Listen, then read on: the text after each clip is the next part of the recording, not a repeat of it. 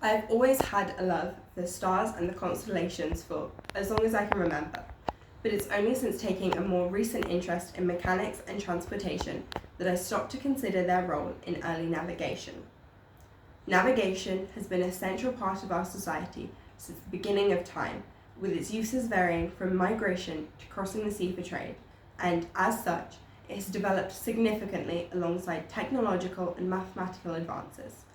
In this essay, I will be delving into the evolution of marine navigation technologies, from ancient astrolabes to modern-day radar technology. Early forms of navigation relied on using patterns of the natural world, such as positions of stars in the sky, to estimate direction and distance. As early as 1500 BC, Polynesian wayfinders used the movement of the ocean as a means of finding direction. Trade winds, which typically moved either northeast or southeast, produced ocean swells, which could be seen when the sun was low in the sky, and caused a rocking motion in their boats, which they could interpret when unable to see the sea at night. As well as this, the sun provided a constant landmark based on its position in the sky and the time of day, thanks to its regular path from east to west. However, at night, when the sun was not visible, wayfinders were also able to use the stars by memorizing the rising and setting points of constellations at various times of the year, which they used to build a mental map known as the star compass. However, it was not just space that was used to navigate.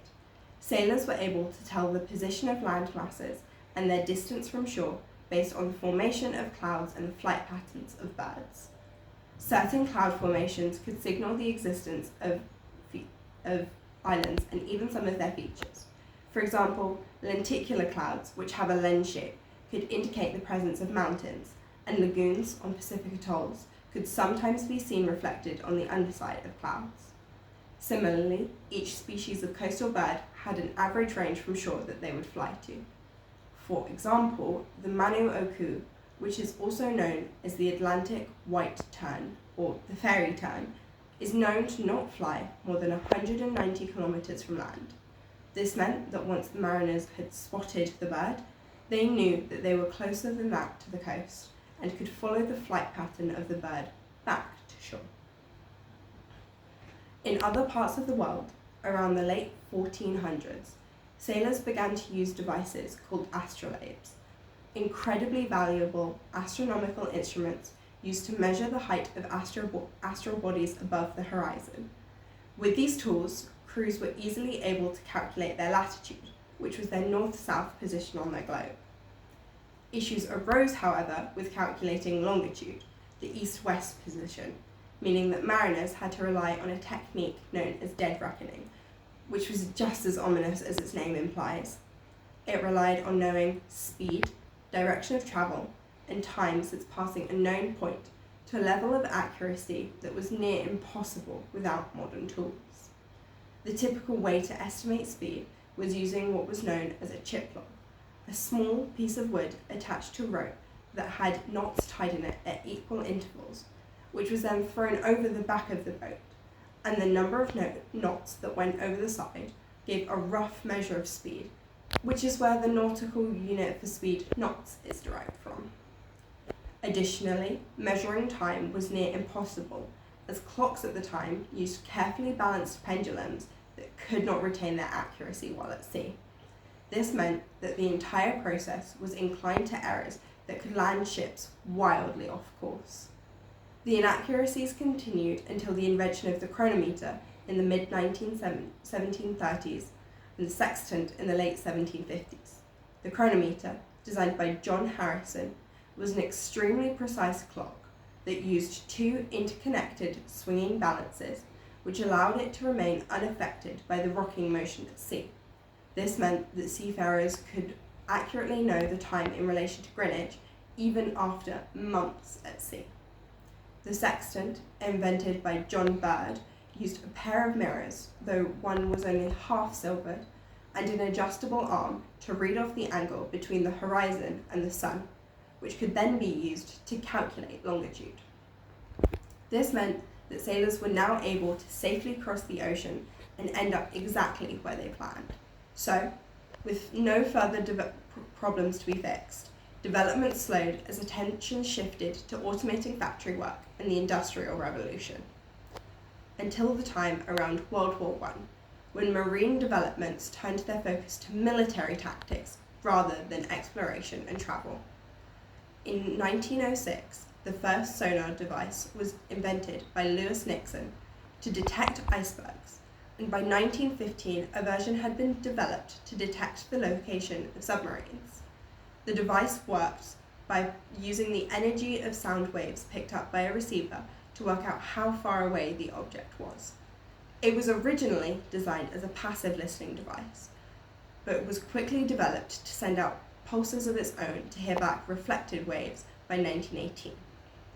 Although it was not put to use much during the First World War, it was a significant stepping stone in the development of radar technology, which was used in the Second World War to detect not only submarines but also enemy planes, and it was significant in the British victory in the Battle of Britain.